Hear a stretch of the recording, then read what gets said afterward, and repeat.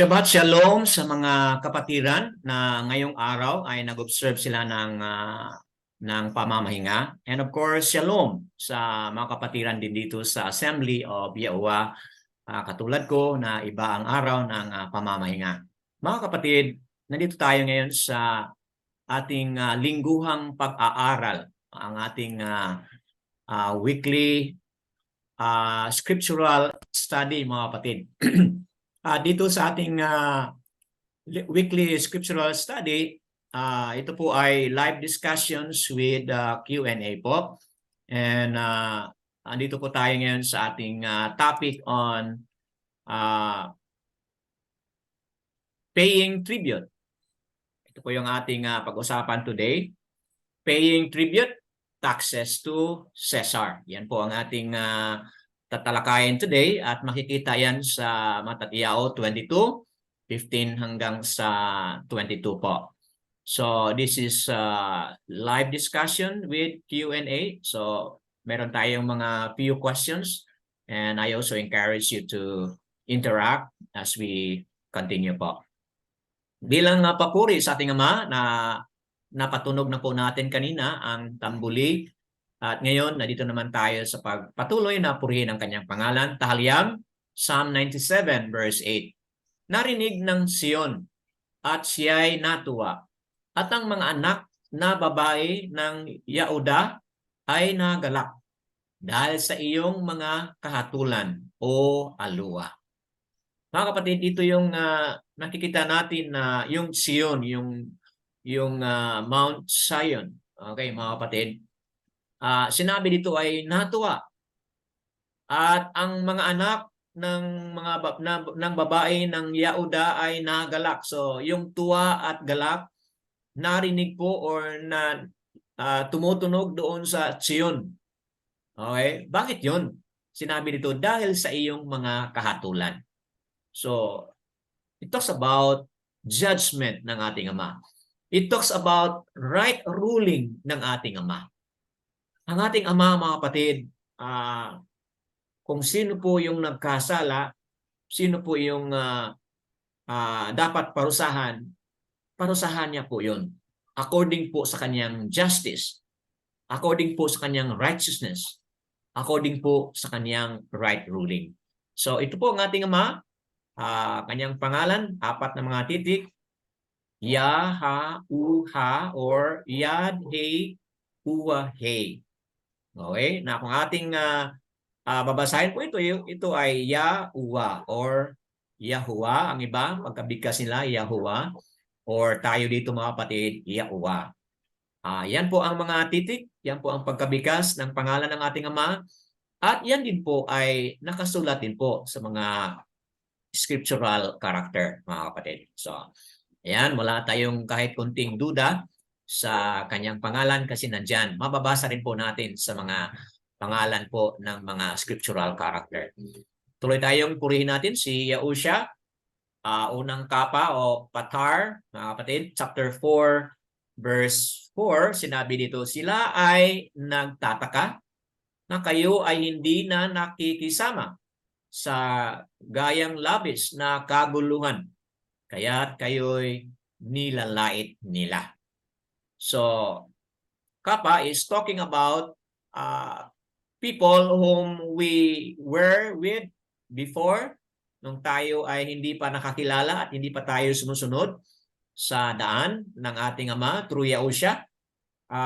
Ito po yung nangyari. Dahil hindi na tayo nakikisama sa kanilang mga kaguluhan, sa kanilang mga ginagawa, hindi na tayo nakikisama. So anong nangyari? Sinabi ni Patar, mga kapatid, sinabi niya, nilalait. They are being persecuted. They are being bullied o maligned o undermined, mga kapatid. So, ayan, ito ay totoo sa ating buhay ngayon, mga kapatid. Bakit totoo sa ating buhay ngayon? Kasi dahil sa ating pagkakilala sa Ama, pagkakilala sa anak, mga kapatid, marami na tayong mga bagay na hindi na natin ginagawa. Okay? Hindi ko na lang po banggitin yun, mga kapatid. Alam na po niyo yun. Kung ano po yung mga bagay na noon ginagawa natin sa previous na grupo sa Antay na Bilong.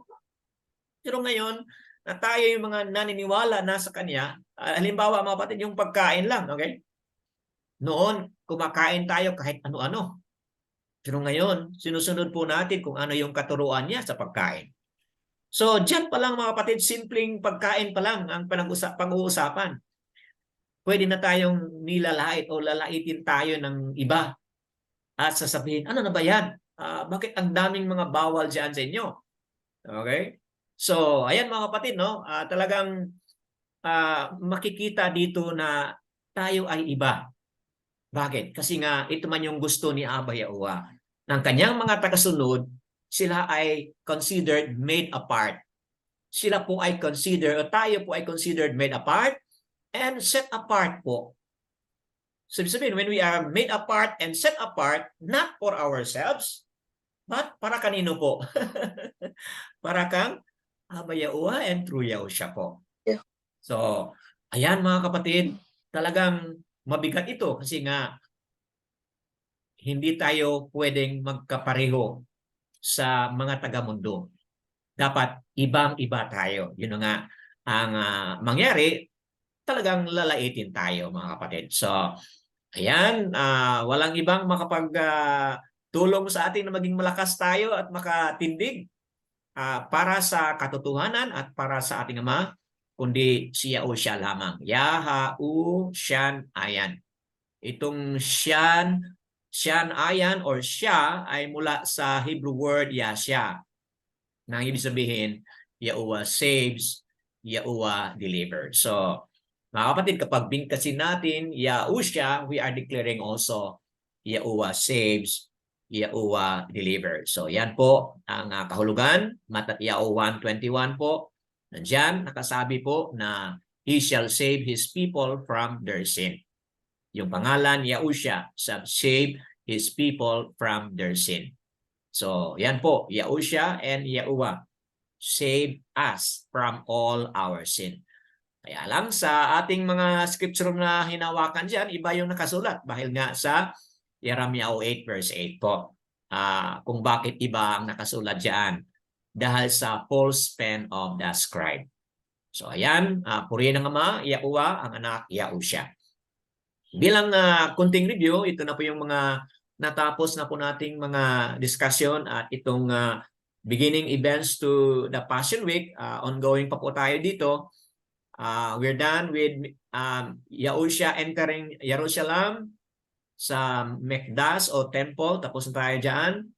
Now, three parables rather. Tapos na tayo. And then now, nandito na tayo sa paying tribute taxes to Caesar.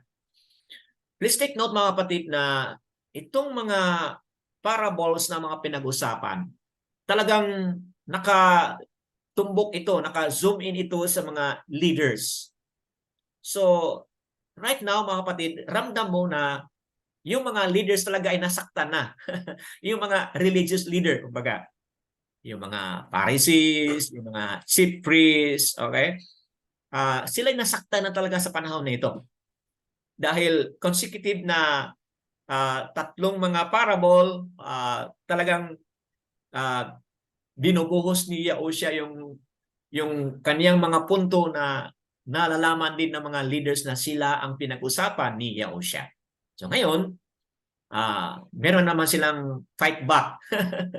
Ang mga leaders, mga kapatid, meron silang fight back po kay Yahushua.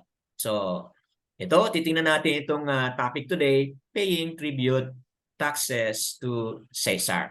So, yan po ang ating titingnan batay sa Matatiao 22, 15 to 22 din po.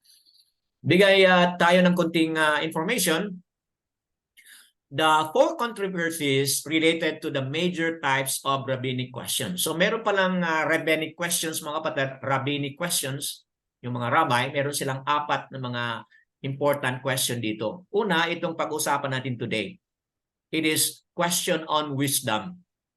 Okay? Dito makikita kung ano yung wisdom na meron si Yahushua. Kasi mamaya makikita natin mga kapatid na ito, no, mayroong trap, mga kapatid nga. May attempt to trap Yahushua. Okay? And ano yung trap nila na binigay kay Yahushua? Yung issue on submission to government po. Ito po yung issue dito mga kapatid. They throw a question kay Yahushua and it's all about submission to government.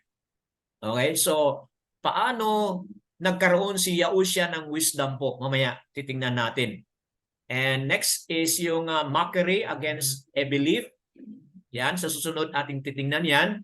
And then moral conduct, dito rin makikita natin sa susunod. And then biblical contradiction po, itong pinakahuli. So these are all four major types of rabbinic questions. Meaning, mga question po nagmula sa mga rabbi. Yung mga teachers, kumbaga, ng mga Yahudyam. Yung mga Jews sa panahon na yun. Ito yung kanilang mga four basic questions po na hinaharap ni Yahushua. Ngayon, issue on wisdom, talagang nagkaroon si Yahushua ng tinding wisdom dito mga kapatid. Kasi hirap itong trap na binigay nila kay Yahushua. Okay? At ito'y nabanggit din po, 1 Peter chapter 2, 13 to 17. At Paul din po mga kapatid at this time. Okay? Na I would say Paul also made mention about this in the book of Romans po mga kapatid. The point here is allegiance to governments is part to allegiance to alua. Okay? So ito po yung pinag-usapan dito. Kung ikaw ay may allegiance sa government, yun po ay dapat bahagi lang po yun sa iyong allegiance kay Abba Yahuwah. And alua has the greater claim if a choice must be made. Okay? The believers must obey alua rather than the human being. Okay? Meron tayong mga reference dyan. Mamaya balikan din po natin yan.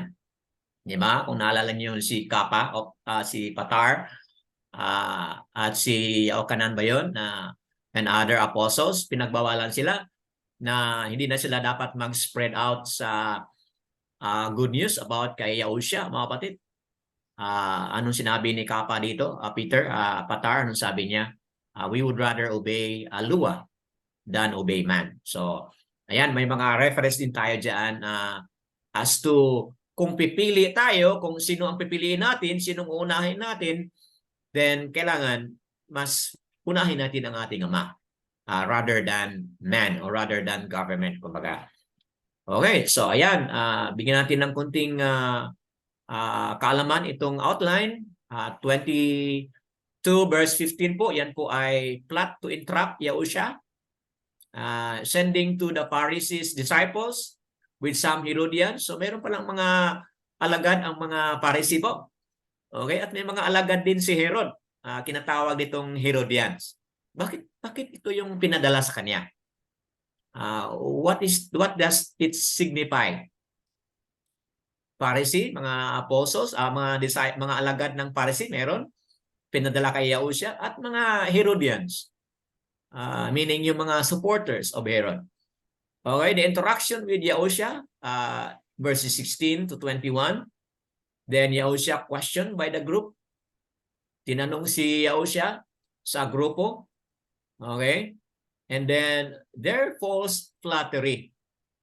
Meron silang alam nila, they know how to flatter din mga kapatid, no? They know how to flatter. And then the loaded question.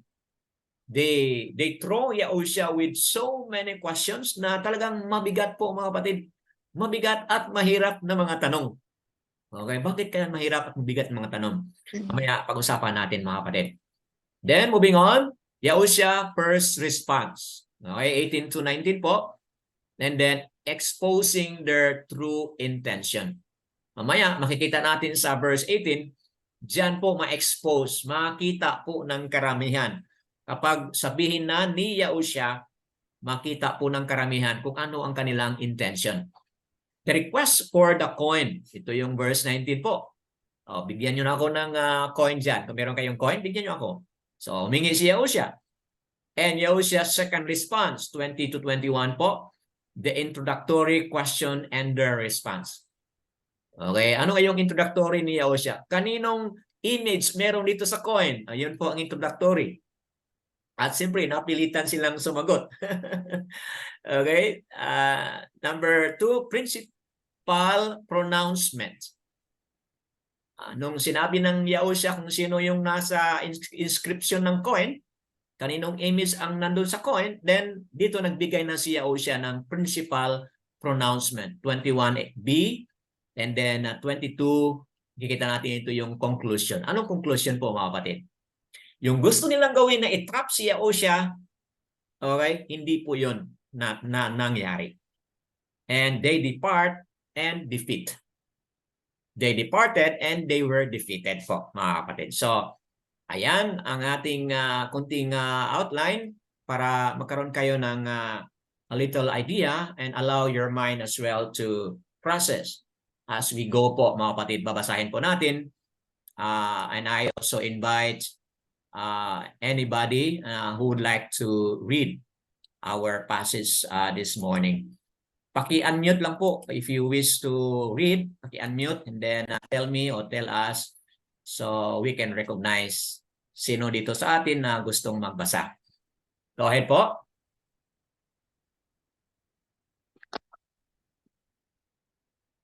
Ako po. Go ahead. Yes, go ahead, sister. Ako po, Brother Dan. Okay, go ahead, sister Julieta. Matthew 22 verses 15-16. Pagkatapos ay umalis ang mga Fariseo at pinag-uusapan nila kung paano siyang mabibitag sa kanyang pananalita. Kaya't sinugo nila ang kanilang mga alagad sa kanya kasama ang mga Herodiano na nagsasabi, Guro, alam namin ikaw ay tapat at itinuturo mo ang daan ng aluwa ayon sa katotohanan at wala kang pinapanigang sinuman sapagkat hindi ka nagtatangi ng tao. 17. Sabihin mo nga sa amin, ano sa palagay mo?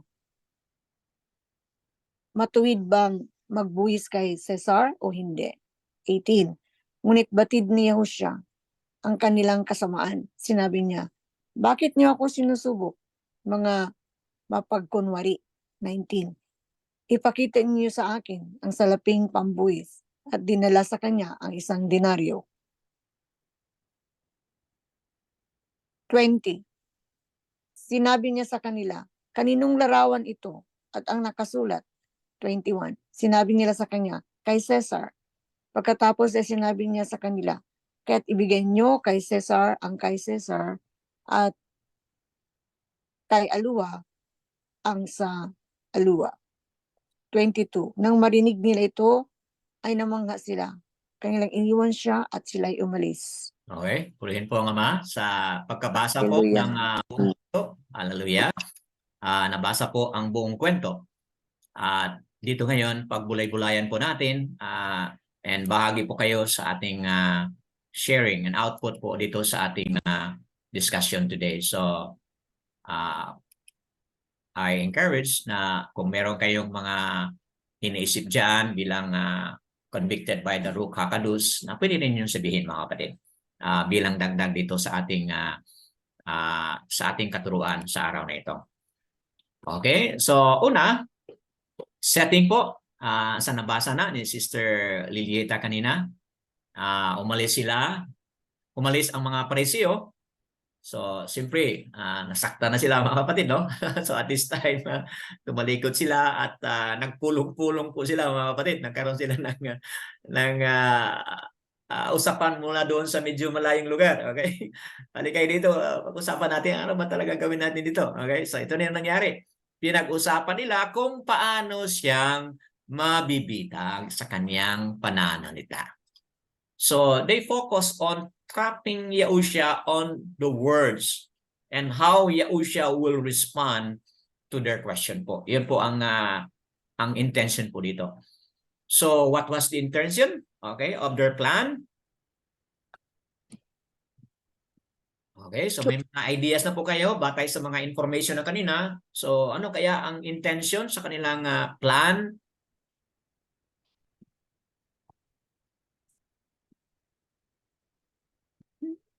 Umalis sila, mayroon silang pinag-usapan, paano siya mabibitag sa kanyang pananalita. So, nandyan po ang kanilang intention. Do they have the intention to learn from No, Yahushua? nothing at all. Nothing at all. Hindi po yun ang kanilang gustong mangyari, na magtanong sila at matuto sila. Hindi po yun. Okay? These are people na wala silang puso na hanapin kung ano yung katotohanan. Okay? Kasi anong hinahanap nila? They're not seeking for the truth. Meron silang hinahanap. Ano po yun? Kung paano mabitag si Yahushua. Opo. Hanapan nila ng paraan na mabitag si Yahushua. Hindi sila naghahanap ng katotohanan upang ipamumuhay. Hindi po. Naghahanap na sila ng paraan na mabitag nila o matrap nila si Yahushua. Okay? So, tama po ang inyong mga inisip dyan. They took counsel and discussed how to get evidence against Yahushua. So, kukuha sila kung ano yung ebidensya na sasabihin ni Yahushua. Okay? And then, yun na yung paraan na natrap si Yahushua. At pwede rin hulihin nila si Yahushua kapag meron silang marinig na maling sagot si Yahushua, mga kapatid. Okay? So, ayan. They have no intention to get and know the truth, but only to trap him. Okay? Kapag matrap na si Yahushua sa kanyang mga pananalita, then pwede na siyang hulihin nila. Bakit pwede na siyang hulihin? Kasi mabigat po, mga kapatid, ang tanong dito. Mabigat po ang tanong dito. And please take note po na Yasar-al sa panahon nito, they are under Rome. They are under Roman Empire. Okay? At dito sa Yasar-al, isa po itong province under the control of Rome, mga kapatid. And Caesar, the emperor, mga kapatid, is the most powerful person dito, whom they worship, mga kapatid, whom the Gentile worship ng buong Roman Empire as divine, mga kapatid. Ito si Caesar. Okay? So, yan ang background po. So, take note of that, na itong mga Yahudyam, itong mga Jews, okay, ayaw po nila ito, na i-worship ito si Caesar as divine, kasi alam nila po, mga kapatid, na bawal po yun sa Torah. Alam na po nila yan. But they are also under a trap, kasi nga they are also under control. They are being domain control po. Para bang Pilipinas against Spaniards po. And later on, ano tayo, na-control na rin tayo ng Americans. Okay, so yun po ang ating background lang po yun sa ating country, and in comparison po sa Yasar sa panahon na yun. Okay, that being said, tuloy po tayo. The sending of the Pharisees disciples with some Herodians. Okay, dito sa verse na ito, 16a, no? Kaya sinugo nila ang kanilang mga alagad. So, kaninong mga alagad ito? Mga Pharisee po. At kasama mga Herodiano. Okay?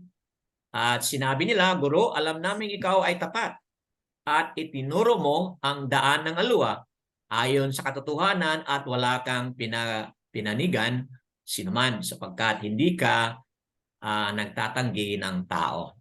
So, ito na yung flattery nila, mga kapatid, na sinasabi. Okay? So, who are the Pharisees disciples?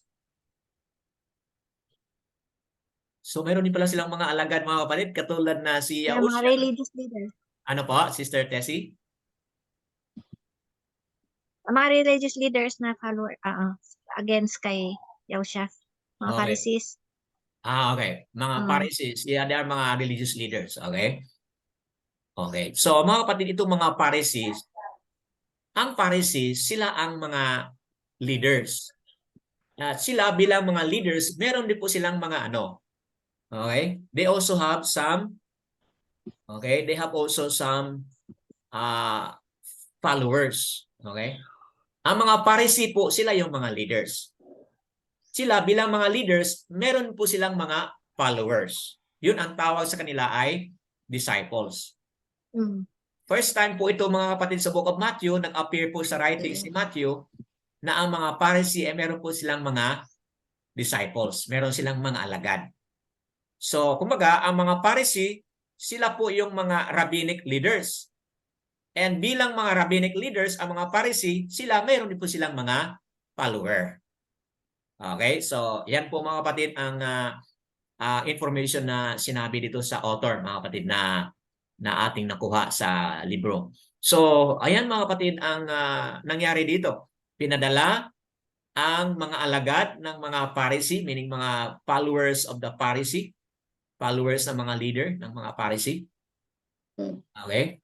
So, ibig sabihin, yung mga Pariseo kanina, nag-usap sila doon sa malayo, okay? Tapos, ang pinabalik nila, ang kanilang mga okay? Ang kanilang mga alagad ang pinabalik. Kumbaga, they are going to have an indirect, mga kapatid, no? Indirect encounter through their alagad, through sa kanilang mga disciples. Ang term na ginamit nila, backdoor negotiation. Di ba, mga kapatid? Meron tayong pangyayari sa Pilipinas. Pumunta po ang ating dating presidente po doon sa China po. Okay? Ang pang-isip ng iba, yan po daw ay backdoor negotiation. Kasi alam po daw ng ating presidente yon. So, yan. Sidetrack lang po yun mga kapatid. But ito yung nangyari dito. Hindi na directly yung mga Pharisee ang bumalik. But ang kanilang mga disciples po, mga kapatid, ang directly na inutusan na tanungin. Okay? And so on and so forth. Kasama dito ay ang mga Herodiano. Okay? So, sino po itong mga Herodiano? Sa palagay nyo, sino kaya ang mga Herodiano? Mga Herodians. Followers ni Herod, King Herod. Tama. Followers po ni Herod. Followers. Okay? Yung Mga mga political. mga supporters. Okay? And when we say supporters of Herod, so therefore, ang tinutukoy dyan ay ang mga Political. Okay po? Roma po ang Rome. Roma po ang tinutukoy kasi Herod dito sa Yasar-al represents Caesar, represents Rome. Kasi bilang controlled by Rome ang Yasar-al, parang isang province ang buong Yasar-al at ang pinaka malaki diyan ay si Herod. Okay, siya po yung pinaka hari na appointed diyan by Caesar, mga kapatid. So, in other words, kapag sabihin natin na Herod, it represents Caesar. It represents Rome, mga kapatid. So, ito yung pinadala nila, mga supporters, mga followers din po ni Herod. So, come to think about it, yung mga alagad ng mga Pariseo represents the religious, represents the Judaism, kumbaga. But itong mga Herodians, okay, represents also Rome. Caesar, okay, represents King Herod, mga kapatid. So, tingnan mo gaano kabigat itong nasa harapan ngayon ni Yahushua. Okay, mga kapatid. So, yan. The interaction with Yahushua, they use flattery words. Okay? This does not mean they accepted Yahushua po. Okay, let me go back. Paano natin nasabi na flattery words? Sinabi niya, Guro, alam naming ikaw ay tapat. O, di ba? Very positive po. Tama ba? At itinuro mo ang daan ng aluwa. Mga kapatid, walang mali dito sa sinabi. Tama po ba? Okay? Yes. Ayon sa katotohanan ay wala kang pinapanigan sinuman. Sa paningin ng mga Pariseo, ito po ay flattery. Okay? But on the other hand, mga kapatid, sa paningin ng mga ordinaryong tao doon, this is what? Something that is true of what? Ito ba ay true about Yahushua? Kung ang mga taong ordinaryo ay mag-isip at narinig nila ito, ano ang iniisip ng mga ordinaryong tao doon sa audience? Ito ba ay totoo about kay Yaosha o hindi? Totoo. Totoo. On the part ng Mm. mga ordinaryong taong nakikinig, totoo ito about kay Yaosha. But on the Opo. part of those Mm. Pharisees and Herodians and disciples of Pharisees, this is really a flattery po. Flattery. Okay? Flattery lang po yon sa bahagi on the side or in the view of the Pharisees, isang flattery lang po ito. Okay? But their statement about Yahushua is really something that is true of Yahushua. Flattery. Sa kanila, isip, yes, flattery po ito, but merong katotohanan din po na nagsasabi na totoo yan patungkol kay Yahushua. Okay? They said that you are true and teach the way of Allah in keeping with the truth. Okay? So, ayan mga kapatid, ang sinabi dito na sabi ng mga disciples ng mga Pharisee at mga Herodians, ito yung sabi nila. They said it to Yahushua, you are true, you teach the way of Allah, and in keeping with the truth. So, mga kapatid, kung titingnan natin, ano kaya ang ating maintindihan dito, mga kapatid? Ito yun, no? Yahushua is the truth. Tama po ba? Yahushua is the truth. Yahukanan 14 verse 6, I am the way and the truth. So, talagang na-affirm din. Although it's a flattery on the part ng mga Pharisees, mga kapatid, na mga apostle, Pharisees na mga disciples and Herodians, flattery po yan. But ang katotohanan is, it speaks about the truth about Yahushua. That Yahushua is the interpreter of Allah's Torah. Bakit nasasabi natin mga kapatid na interpreter si Yahushua ng Allah's Torah? Kasi kung basahin natin ito, Matatiao 5:17. Anong sinabi po ni Yahushua? Can somebody read on that? Bakit nasasabi natin na Yahushua is the interpreter of Allah's Torah? Ano bang nakasabi niya diyan sa Matatiao 5? Okay? Can somebody read on that?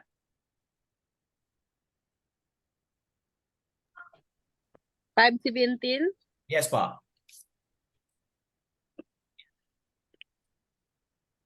Matthew 5:17. Do not think that I have come to destroy the Torah or the prophets. I have not come to destroy, but to fulfill. Hmm? 5:17, di ba? Yes po. Continue to 18. For truly I say to you, till the heaven and the earth pass away, not one or 80 or one comma shall in any way pass from the Torah until all is fulfilled. 5, Matthew 5, chapter 17 to 18. Okay. So, yan, nabasa ni Sister Leah, mga kapatid, no? Na Yahushua came not to destroy the Torah and the Nabiam or the prophets, but to complete it. So, yung word na to complete it, okay, Yahushua, siya po yung mag-interpret, siya po yung mag-paliwanag, okay? Siya po yung mag-expand, okay? Siya po yung mag-interpret, kumbaga, mga kapatid, ng Torah. Tingnan natin dito sa verse 19. Whoever then breaks one of the least of these commands, 19 po, teaches men so, shall be called least in the reign of Shamayam. But whoever does and teaches them shall be called great in the reign of Shamayam. So, mga kapatid, dito natin makikita na Yahusha interpret the Torah of Yahuwah. He embodies all moral truth and everything in keeping with the truth, namely the righteous living. So, kung tingnan natin mga kapatid, Yahusha embodies all truth.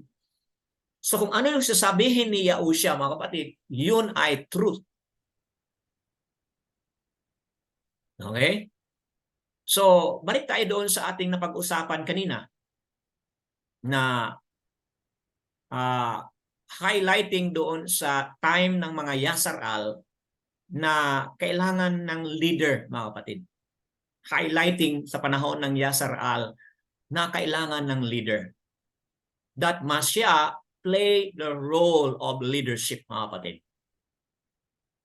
So, paano ito na-interpret ni Yahusha sa panahon niya dito sa writings of Matthew, mga kapatid?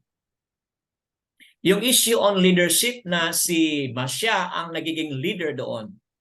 Wala tayong problema dyan sa panahon ng Yasaral. Kailangan talaga yan, mga kapatid, sa panahon ng Yasaral.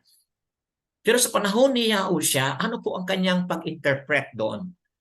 How did Yahusha, being the one who embodies all moral truth and everything in keeping with the truth, paano po niya yun, mga kapatid? In-interpret, in-apply, at tinuro. Okay? Saan po natin nababasa, mga kapatid, yung may sinabi si Yahusha na call no one a leader? Nakalimutan ko saan natin makita yon. Was it in Matatyao? Okay. Hindi ko na encode dito but meron siya sinabi kasi bakit pumasok sa isip ko ito dahil sa interaction natin kanina with Sister Cheryl, mga kapatid. May sinabi si Yahusha, call no one a leader. Was it in chapter 23 po? O Matthew 23:10. Okay po. Sister Lilita, pwede po basahin yan? Do not be called leaders, for one is your leader, that is Yahusha. You must not be called teacher, for you have only one teacher, the Hamashiach. So ang sinasabi naman po dito, mga kapatid, is call no one a leader. Okay? Wala naman siyang sinabi dito na walang mag-function as a leader. Ang sinasabi lang niya is call no one a leader. Call no one a teacher. Pero wala naman siyang sinabi na no one will function as a leader or as a teacher. Ang iniiwasan ni Yahusha dito is yung pagtawag. Kasi very specific po yan eh. Kaya sa dating saan tayo nanggaling noon. Di ba? Mga iba't ibang mga titulo po yon. Pastor, ano pa? Reverend. Ano pa po mga titulo na signifying leadership? Ano pa mga titulo noon, mga kapatid? Pastor, Reverend, at ang pinakamabigat na titulo ay ano po yun? Diba? Bishop po. Parang may ambassador pa.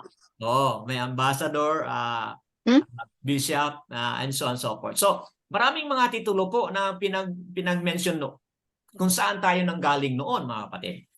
Pero dito, ang na-highlight ni Yahusha is sabi niya, call no one a leader. So, ibig sabihin, yung pagtawag ng tao na ito yung kanyang title, okay, yun po ay nagdadala po ng sense of ownership on the part of the person, sense of power and authority on the part of the person, and it is also dangerous because it will lead to a sense of pride po, mga kapatid, on the part of the person.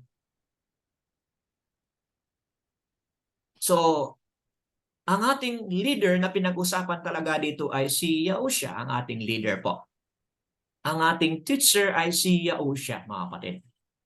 All of us, the rest of us are all servants of Yahushua. But that does not mean po na wala nang tagapagturo. Okay? That does not mean po na no one is responsible. Okay? So, ibig sabihin mga kapatid, tayong lahat pareho lang po sa harapan ni Yahushua. Okay? Iba-iba, pwede tayong gagawa ng mga iba-ibang function po. Kaya, in general, we call ourselves brothers. Yun ang sinasabi niya, di ba? Instead, sabi niya, you are all brothers. Di ba yung sinasabi niya dito? Verse 8, do not call Rabbi, for there is only one teacher, Hamashiach, and you are all brothers. So yun po ang gustong itawag sa atin dito lahat. We are all brothers and sisters po. Okay? Din tayo kailangan ng anong mga title representing our function. Hindi na kailangan po yun. But what is important here po is we are all brothers po and sisters. That's how we call, that's how we address po one another bilang mga believers of Yahushua. Mga kapatid, ito po yung kanyang pag-interpret dito sa truth sa ating journey ngayon. Okay? So, that being said, I hope nakabigay po ito ng additional na understanding. Hindi naman natin iniiwasan yung function, kumbaga, mga kapatid, function. Nandun yung function. We are all responsible po nga po. But meron tayo yung mga gawain po. Yes, meron po tayo doon. But yung mga pagtawag, sabi ni Yahushua, hindi na yon. Iwasan natin yung pagtawag ng ganun ng mga bagay. Okay, so flattery po on the part yun sa mga Pharisees na disciples. Flattery po yun. Bakit nasabi natin flattery? Because they are not really there to honor Yahushua. They are not there to exalt Yahushua. They are not there to recognize Yahushua po.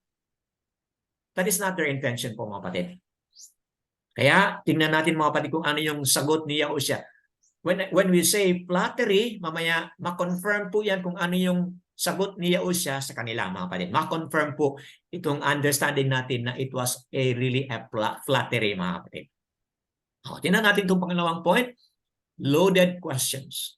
Sabihin mo nga sa amin, ano sa palagay mo? See? That's the first question. Ano sa palagay mo? What do you think? Matuwid bang magbuwis kay Cesar?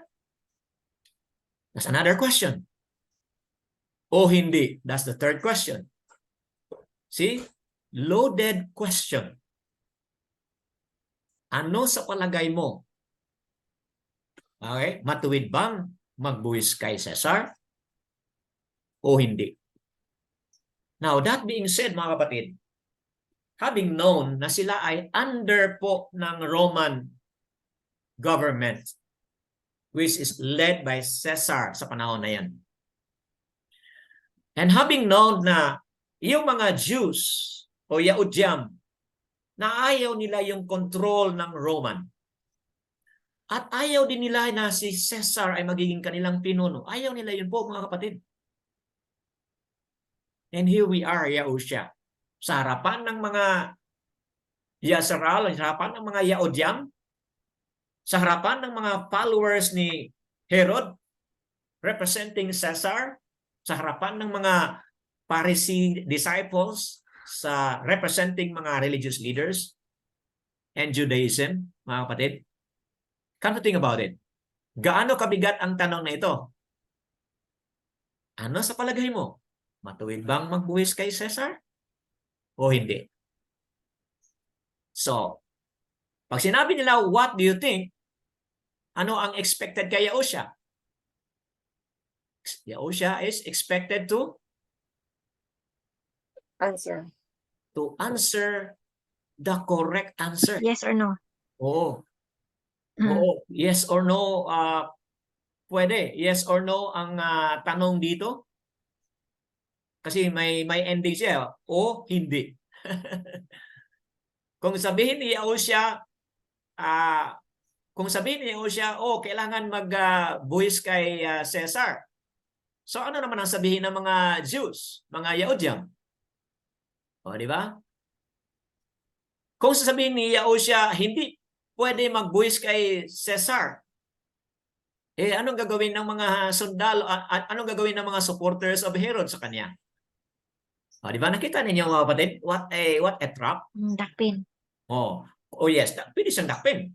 Kung sabihin niya magbuwis kay Caesar, ang kalaban niya ay ang mga Yahudyam. Kung sabihin niya hindi magbuwis kay Caesar, ang kalaban niya ang mga Herodians. So, talagang mabigat mga kapatid. It calls wisdom, kumbaga, sa ating pag-usapan na kanina. This is really a rabbinic question that calls on the category of wisdom. Anong wisdom meron si Yahushua na malampasan niya po ito? Okay, itong tanong na ito. Okay, any reaction po? Any interaction bago tayo mag-proceed sa next slide? Can I hear from you? Any comments at this time so far? At this point so far? May mga comment ba kayo?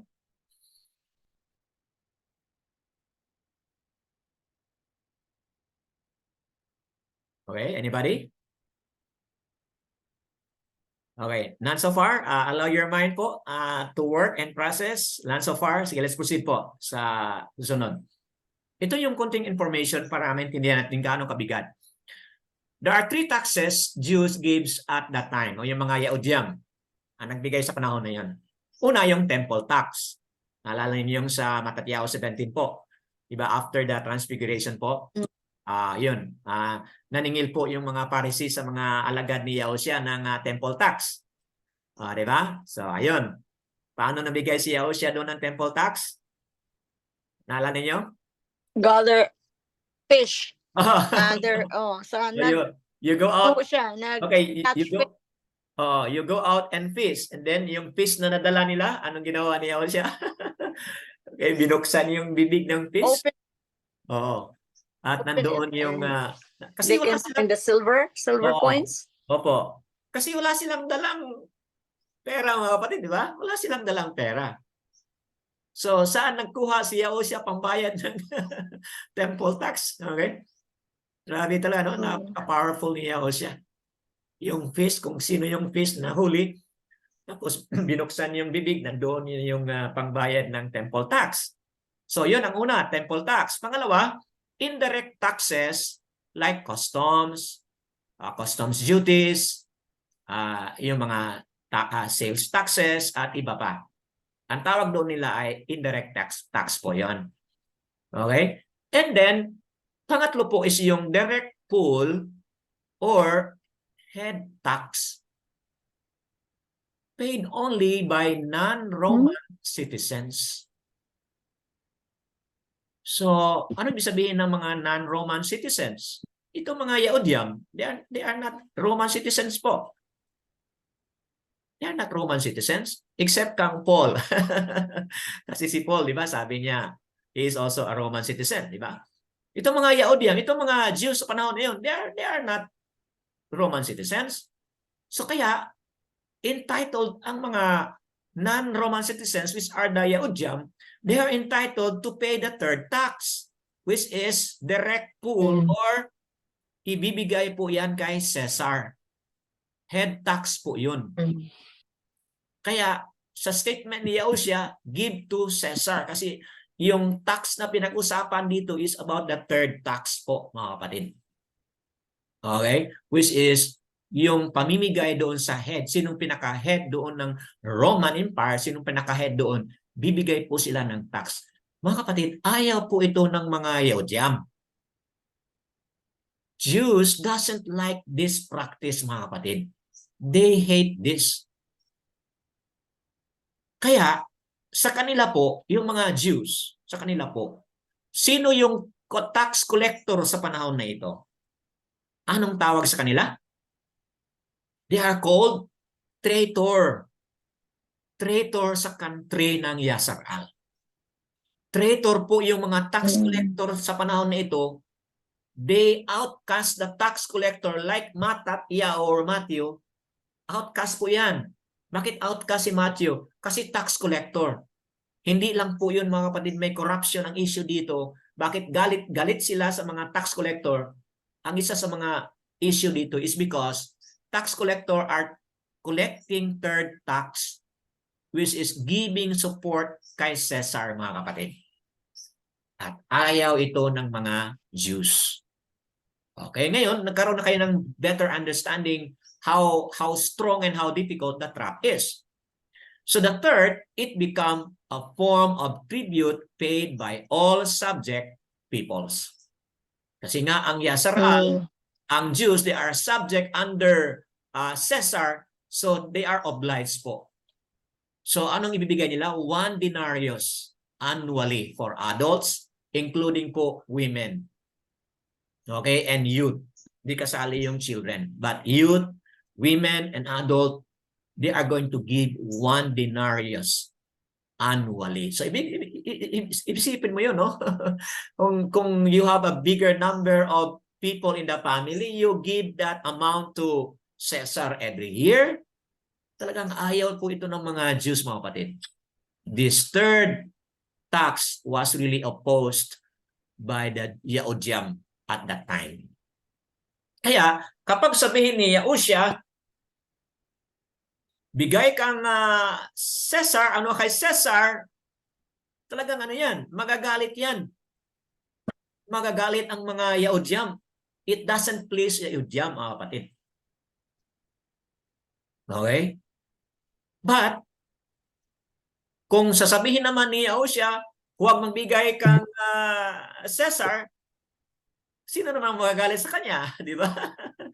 Magagalit din ang mga Herodians. Isumbong nila yan kay Herod. At Herod sumbong yan doon kay Caesar. Talagang maaresto si Yahushua, mga kapatid. Okay? So, that is a very intense po na information patungkol dito sa pinagdaanan ni Yahushua. So, mga kapatid, Yahushua is in trouble now. And how is he going to answer this? If you are on the shoes of Yahushua, paano mo isagutin yan, mga kapatid? Tayo ngayon, marami tayong mga bawal na hindi na natin ginagawa, mga kapatid, di ba? Marami tayong mga bawal ngayon. Minsan, ganun din mga kapatid ang ginagawa ng iba eh. I-trap tayo sa kanilang mga questions. Kung bawal yan, bakit ganito, ganyan, ganyan? Di ba? So maraming mga trap, mga kapatid, na maaring haharapin din natin, mga kapatid. Hindi lang si Yahushua. Kundi tayong mga believers of Yahuwah and Yahushua ngayon, maraming mga trap na pwede tayong ma-question, mga kapatid. So kaya kailangan tayo ng wisdom kung ano yung dapat nating isagot sa panahon na ito. So, ano yung response po ni Yahushua? Tingnan natin mga kapatid, anong response ni Yahushua? Okay, so exposing their true intention. Yun ang verse 18. Nabasa kayo na ni Sister Lilieta. And then, the request for the coin. So, 18, expose niya yung kanilang mga intention. Then, sa verse 19, humingi po siya ng coin. Okay, so yun po ang dalawang response, first response po ni Yahushua. Okay, basahin po natin. Verse 18. Okay, ito na po. Expose ni Yahushua ang kanilang intention. Sinabi niya, ngunit batid ni Yahushua, meaning alam ni Yahushua po, ang kanilang kasamaan. Sinabi niya, bakit ninyo ako sinusubok? Mga mapagkunwari. Kanina mga kapatid, di ba, na-highlight po natin na yun ay flattery po? Okay, kanina, di ba? Yun ay flattery. Yes. Opo. Dito ngayon, na-confirm po ni Yahushua that they are not really affirming who Yahushua is because they wanna recognize who Yahushua is. Hindi po yun. Yun po ay kasinungalingan. In the inside of them, okay, hindi po yun ang totoo na nag-affirm sila kay Yahushua, hindi po. Although sa katotohanan, totoo yun patungkol kay Yahushua, yes. It's about Yahushua. Totoo naman po yun. But the ones speaking about Yahushua, they are hypocrite. Because they are not speaking it in agreement in recognition, in worship of who Yahushua is, mga kapatid.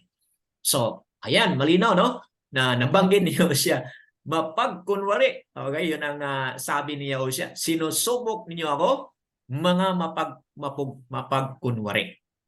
So, yan ang kanyang mabigat na na salita, at ito po ay, mga kapatid, exposing their true intention. So, yung mga tao nakikinig, mga kapatid, nung narinig nila ito, mabigat, mga kapatid, di ba? Mabigat ito. Nung marinig ng mga taong ordinaryo ito, naintindihan nila na Yahushua was directly talking to these people who have asked him. Okay? So, verse 19, ano sinabi ng verse 19? Humingi siya ng coin. Ipakita ninyo sa akin ang salaping pambuwis. Okay? At dinala sa kanya ang isang denaryo. So, ano ibig sabihin, mga kapatid? Itong mga nagtanong kay Yahushua, okay, meron silang dala. Okay? Meron silang dala na isang denaryo. So, what does it mean? Okay? What does it mean? Itong mga nagtanong kay Yahushua, okay, matuwid ba na ibigay ang kay Caesar and so on and so forth? Ito nagtanong kay Yahushua. Okay? May dala silang coin. Coin. So, anong ibig sabihin? Bakit dala-dala nila ang coin? Sympathizer sila. Ano sila doon kay sa Romans? Okay?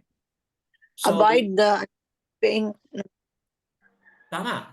They are abiding po. Tama. They are abiding. Supporters Kung ano- ng Romans? they are abiding kung ano po yung hinihingi ng Rome at that time. They are abiding. That shows the fact na sila mismo ay nag-abide doon sa hinihingi ng Rome sa kanila. Okay?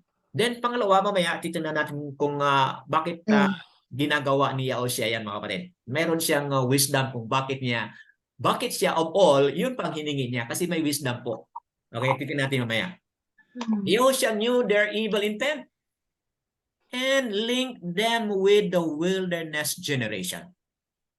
Okay, maraming mga reference ito, mga kapatid, but sister, sinong makabasa sa atin? Can somebody read on this po? Deuteronomy chapter 1:35. And then dito tayo sa chapter 5 1:35 and then chapter 32 verse 20 po. Can somebody read on that? Ano yung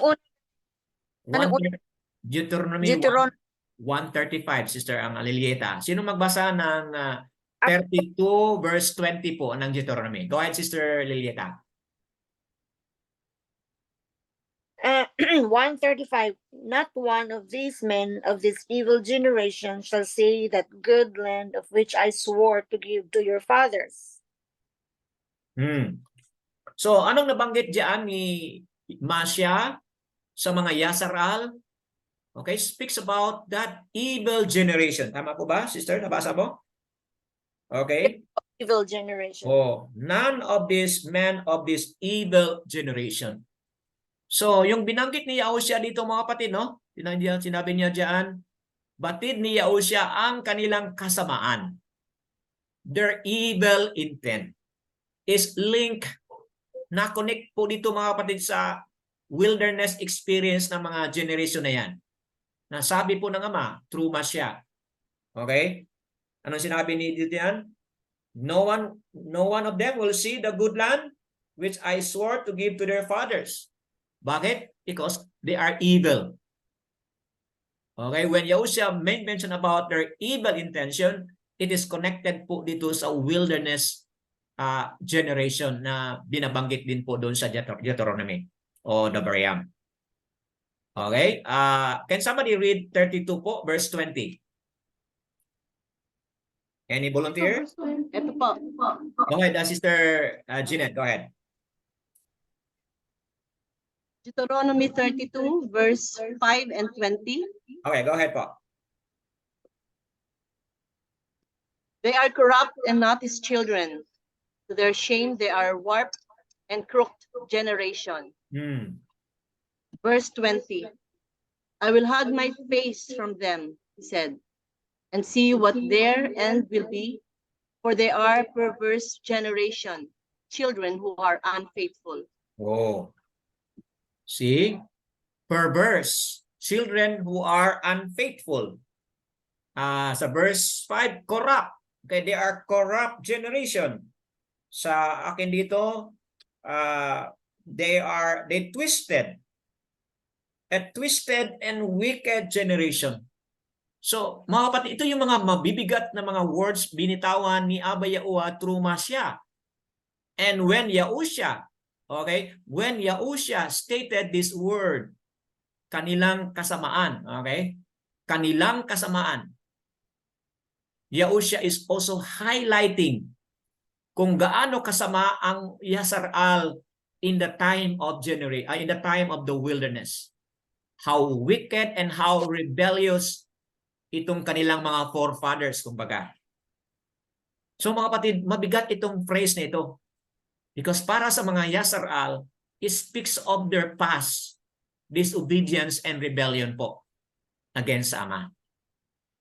Okay? So ayan, no, na-expose ang kanilang evil intent, na link pa doon sa kanilang previous evil act doon sa wilderness. Now, sabi ni Yahushua, why are you testing me? Okay? You hypocrites, sabi ni Yahushua. Why are they hypocrites? Because they're trying to hide po. Tinatago nila po kung ano yung totoo na gusto nilang gagawin o sasabihin. They are hiding it. Okay? So, ayan mga kapatid, ang mabigat din, no, na answer ni Yahushua, exposing their evil intent, connecting it to the rebellion and apostasy ng kanilang mga forefathers, mga kapatid. Mabigat po ito. Okay? Yan. Yahushua said, show me the coin. Yun ang pangalawang response ni Yahushua. Show me the coin. So, anong nangyari? The coin was brought before Yahushua. At ano po mga kapatid merong doon sa coin? Yung coin na yun mga kapatid, The face of Tiberius Caesar po. Ang Tiberius Caesar. Yung naka-inscribe po doon sa coin na yun, Tiberius Caesar, son of the divine Augustus. See? Naging itong tao na Augustus ito, naging divine na po. Okay? Blasphemous. Yes, this is really blasphemous mga kapatid. An idolatrous and broke the Decalogue of Deuteronomy 5 verse 8. Ano po nakasabi ng Deuteronomy 5 8? Ito magbasa niyan? Can somebody read Deuteronomy 5 verse 8? Anyone? Then Exodus 20 verse 4. Ano nakasabi po? Exodus 20 verse 4. Deuteronomy 5 verse 8. Any volunteer to read? Davariam? Deuteronomy 5, verse 8. Yes po. You shall not make for yourself an image in the form of anything in heaven above, or on the earth beneath, or in the waters below. See? Violation na nga po. Okay? Tapos dala-dala pa nila. So yun ang intention niya o siya, nagtanong siya, give me a coin. So it shows mga kapatid na dala-dala nila sa kanilang kamay yung inscription sa mukha ni Tiberius Caesar, which really a violation of Deuteronomy 5 verse 8. Can somebody read Exodus 20 verse 4 pa? Thank you, Sister Jeanette, sa pagkabasa.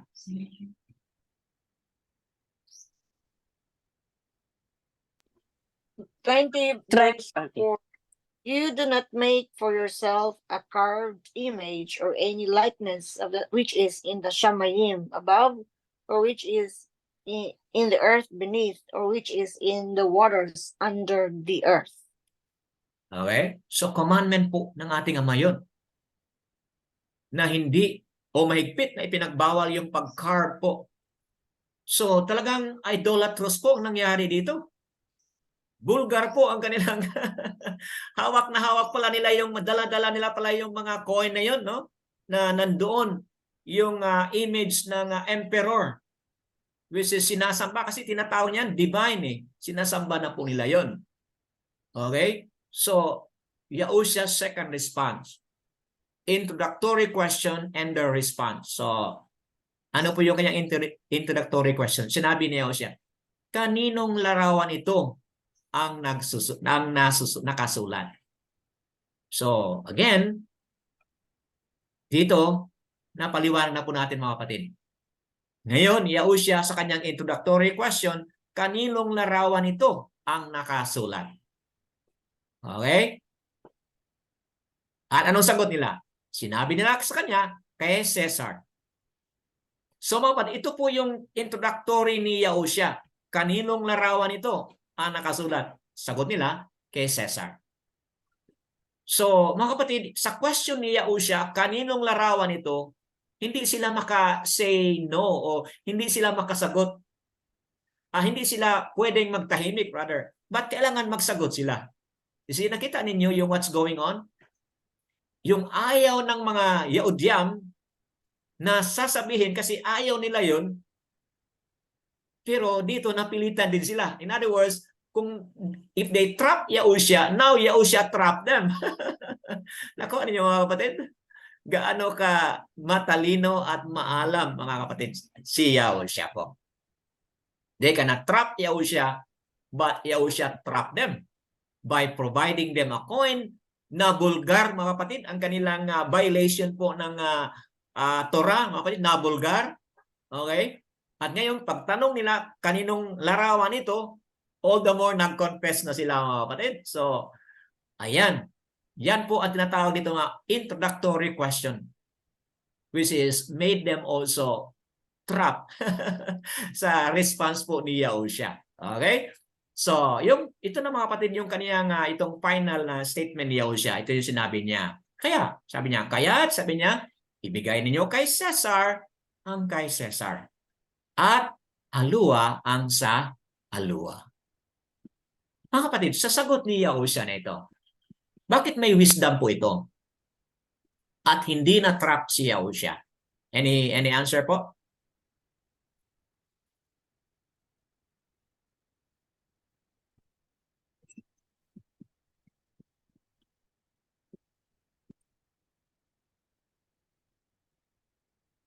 Wala naman pong violation si Yahushya dito sa Torah, di ba? Pag sinabi niya, give to Caesar, wala naman pong violation si Yahushya sa Torah. Give to Caesar. What is due to Caesar? Give to alua. What is due to alua? Okay? So, ano kaya mga kapatid? What do you think? Yahushya is the interpreter po. Yahushya embodies all the truth. So, Yahushya asked them an image. Okay, they told him Caesar. Okay, then comes the principal pronouncement. Ano yung principal pronouncement niya? Because they asked, is it lawful to give to Caesar? Ito yung tanong nila. So ano po yung kanyang sagot? Which is the principal pronouncement of Yahushya. Sabi ni Yahushya, give to Caesar, which is due to Caesar. And to alua, the things of alua. So it speaks of one obligation to both government and to alua. Merong obligasyon ang bawat isa. May obligasyon siya sa government. Okay? May obligasyon din tayo sa kay Abba Yahuwah.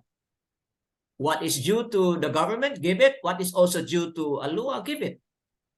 Okay? This is also affirmed by other writings in the New Testament. Romans 13:1-7. Okay? Nasulat po yan. Good point po kay Paul yan. Nasulat po yan, Romans 13 verse 1-7. At nasulat din po ni Peter, chapter 2, 13-17. Okay, can we read what Peter said? 1 Peter chapter 2, 13-17 po. Anong sinabi po ni Patar o Kapa o Peter? Can somebody read? First Peter, ano po, Brother Dan? Chapter 2, 13 to 17 po. Sige po. Be subject to every institution of men because of the adon, whether to the sovereign as supreme, or to the governors, as to those who are sent by him for the punishment of doers of evil and the praise of those who do good. 15 po. Yes, go ahead. Because such is the desire of Allah, that by doing good you should put to silence the ignorance of foolish men. 16. As free, yet not using your freedom as a clock for evil, but as servants of Allah. That's 17. it. Respect all the brotherhood, revere Allah, respect the sovereign.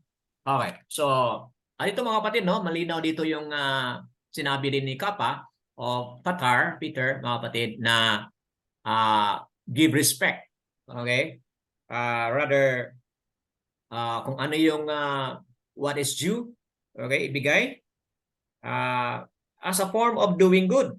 Kasi kung hindi tayo gagawa ng tama, kung hindi tayo mag-pay taxes, we are not doing good. And mapanis po tayo. At mapahiya ang ating Ama, di ba? So, in that sense, pwede tayong mag-observe. Pwede tayong maggawa ng mga bagay na mabubuti ayon din sa hinihingi ng government. Okay? So, ayan mga kapatid, makita natin dito sa statement ito, Yahushua naman ay pinahintulutan naman po niya mga kapatid na meron din tayong contribution, or we should also respect and also give what is due to our government, mga kapatid. So in conclusion, ano nangyari? Departed in defeat. 22. Nang marinig nila ito, ay umalis sila. Kanilang iniwan siya at sila'y umalis. They went out prostrated because they could not arrest Yahushua.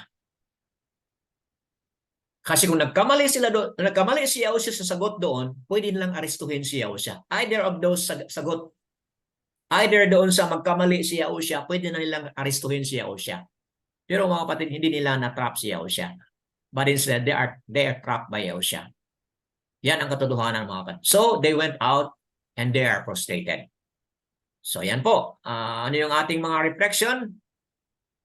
Giving the state its due. Okay? Scriptural po yun. Yahuwah in control. Okay? But, mga kapatid, kapag merong pagkakataon na tayo ay pumili, okay? Kapag may pagkakataon na tayo ay pumili, kailangan mas piliin natin po si Abba Yahuwah.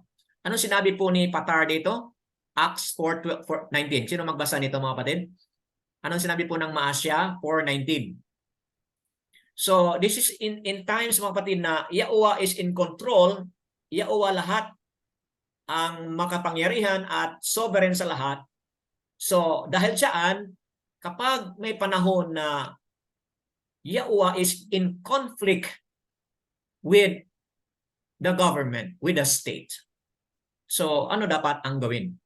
Can somebody read on that? Acts 4:19. Kasi sa taxes, walang conflict doon sa ating Ama. Pero may mga instances na may conflict. So, anong gagawin natin kapag may conflict? Yes, go ahead, Sister Jeanette. Can you read it for us? Acts 4:19. Apa. But Peter and John replied, which is right in Yahuwah's eyes, to listen to you or to him? You be the judges. Okay. Chapter 5, tuloy mo lang sis. Sa chapter 5:29, ano nakasabi diyan? 5:29.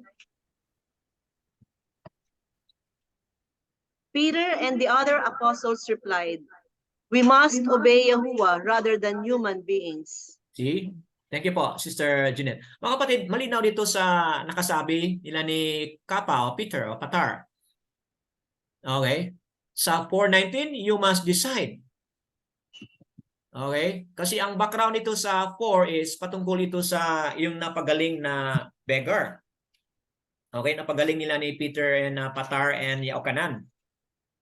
And dito sa chapter 9, chapter 5:29, pinagbawalan silang magsalita. Ito po yung nangyari mga kapatid, no? Pinagbawalan sila. So they are ordered, they are commanded not to preach the good news.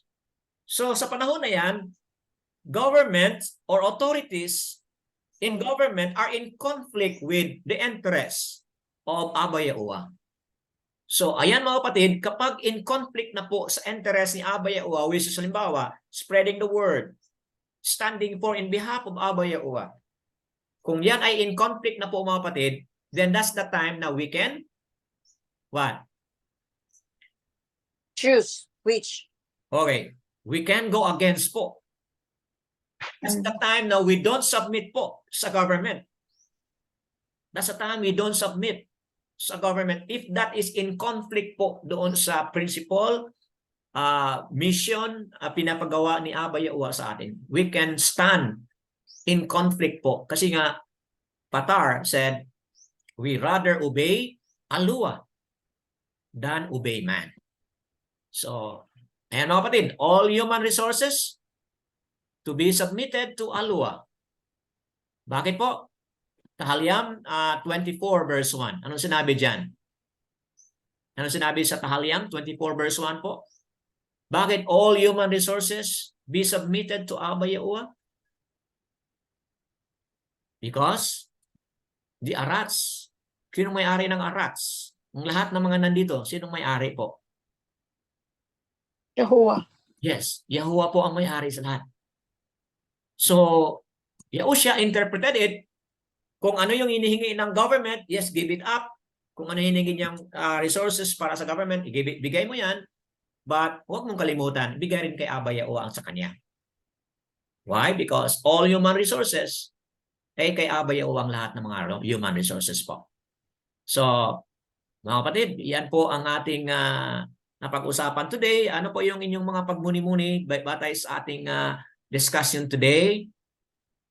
Is there something new? Is there something na edify o na strengthen po? O is there something na kailangan mong baguhin or something na kailangan mong i-adjust sa buhay natin as we journey po?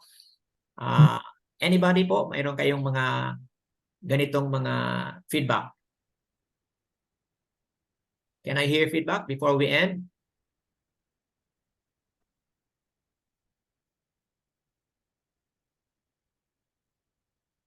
Kailan pa, Brother Dan, we need Yes, go ahead, wisdom sister. sa atin ngayon ng mga Yahuwah believers, talagang wisdom po paano kasi may mga sabi na po kanina, may mga trapping questions po yung tumitingin palagi sa atin eh. Dapat yung how are we going to answer them? Dapat yun galing talaga kay Yahuwah para hindi tayo magkakamali po. Tama. So kailangan tayo ng wisdom ng Ruach HaKodesh. Hingin natin sa kanya. Paano natin sagutin ito? Para hindi tayo matrap doon sa kanilang mga bitag. Good realization. Yadaya. Brother Dan, Yes, go ahead, sister. Tessie. naalala ko tong verse na ito na render to Caesar. What is Caesar sa pagbigay ng tithes ba? Okay. Yun ang nila. Yun ang interpretation nila dito sa na ibigay natin kung ano ang dapat na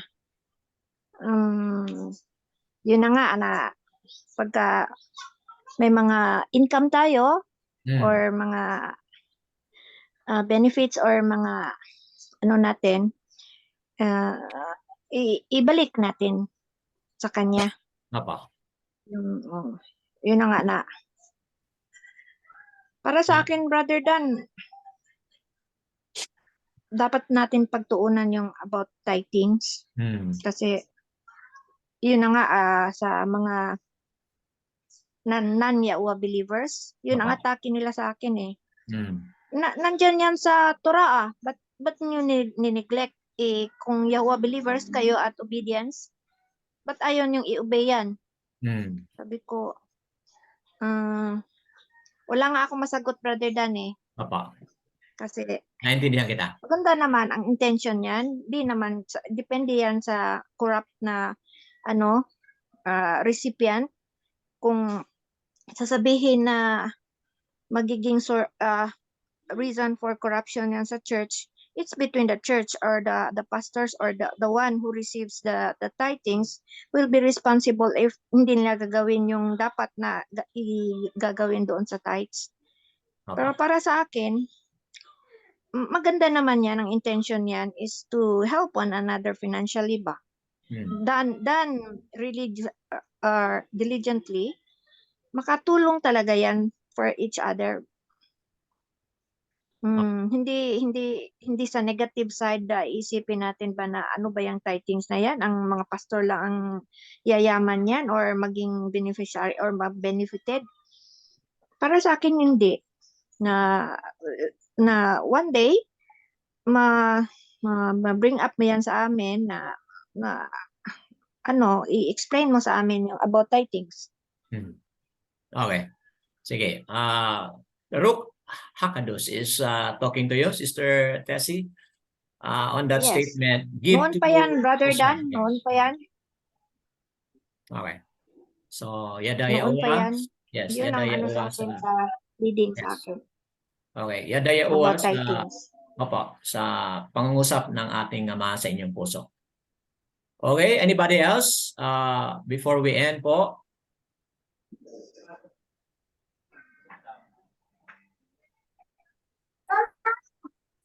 Brother, hello. Go ahead, Sister Corazon.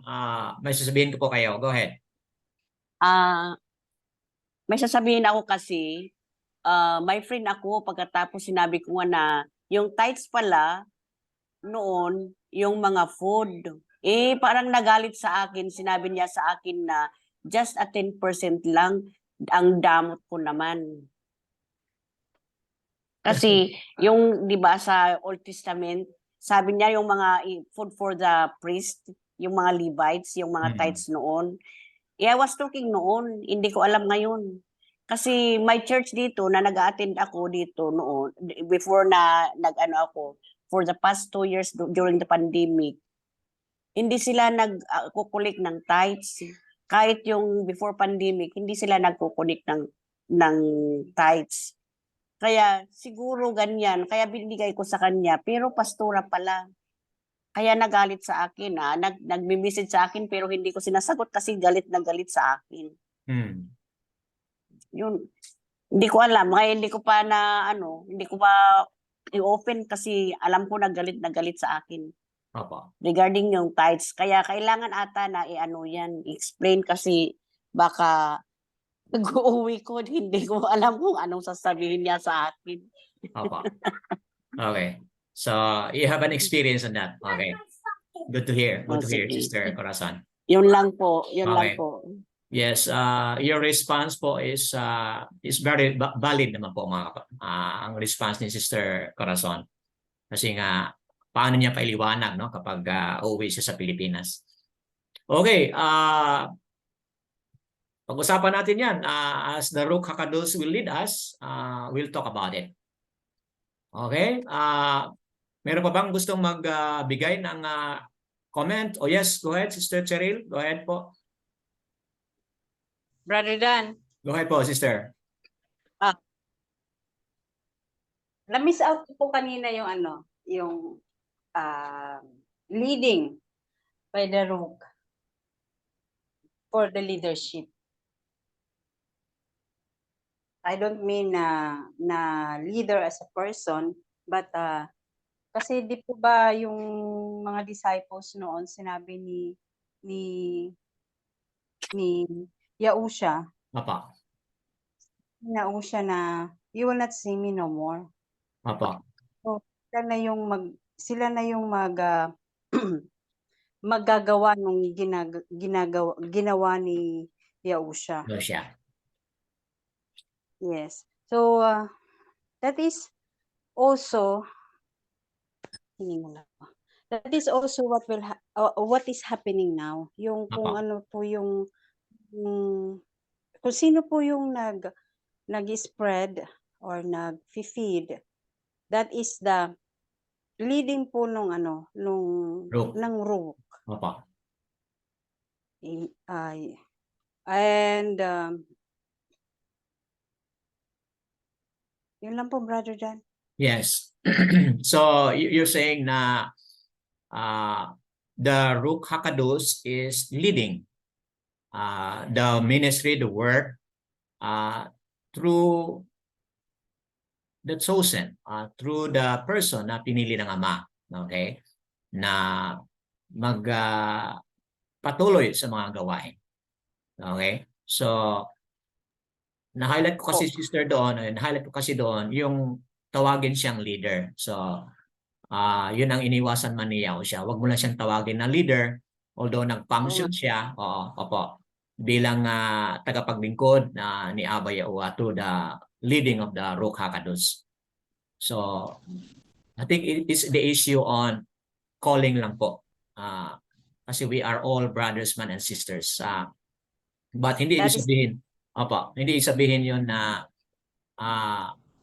we are not responsible. We are responsible, mga kapatid, kung ano yung pinapagawa ni Abba Yahuwah sa atin through the leading of the Ruach HaKadosh. Thank you po, Sister Cheryl, sa pag-clarify doon sa issue na yun. Yes. Okay? And isa pa Yes. po, about Opo. tithing. Okay po, go ahead. Yung nagtrabaho po ako, may yung sabi po sa akin ng aking manager, assistant manager, sabi niya sa akin, I will not work on Sundays. Sabi niya, why? You know that Sunday is most, parang, I don't remember exactly yung sinabi niya sa akin. Pero parang mas busy time pag Sunday. Sabi ko, I have to go to the church. So that's the period. Sabi niya, oh, you belong in a congregation. Yung congregation daw is one multi-millionaire business. Kasi ang yumayaman lang daw doon is yung mga pastors. Sabi ko, I don't think so. Yun lang po yung nakita ko. But then, as I go along, nakita ko po talaga na depende po sa tao eh. Depende po sa nagpapastors. Depende po sa nagpapastors. Kung papaano po nila Pero wala po akong nakitang pastor na mahirap. Yun lang po. Okay.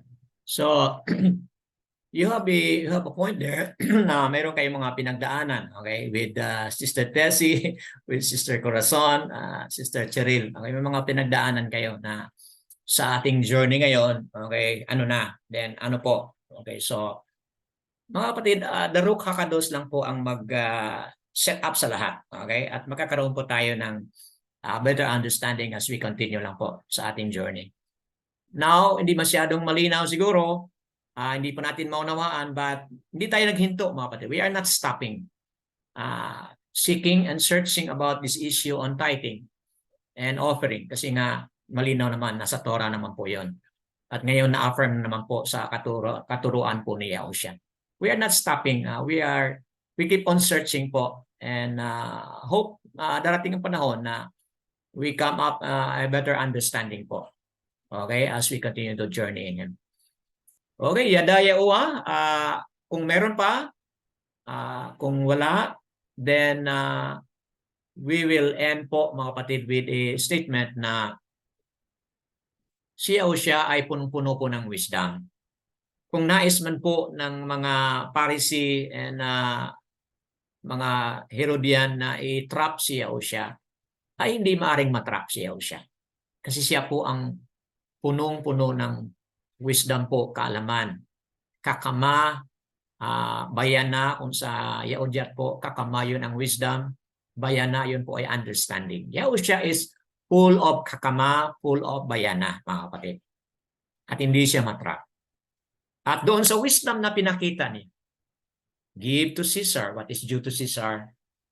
Give to Yahuwah what is due to Yahuwah. May this be an ending statement na makapagbigay sa atin ng mga pagmuni-muni. Do we follow that principle? Yung kaniyang pronouncement principle, do we follow that sa ating journey? Yaowa Barak po sa kanyang mga pagtuturo ngayon. And I declare shalom and all praises to Abba Yaowa.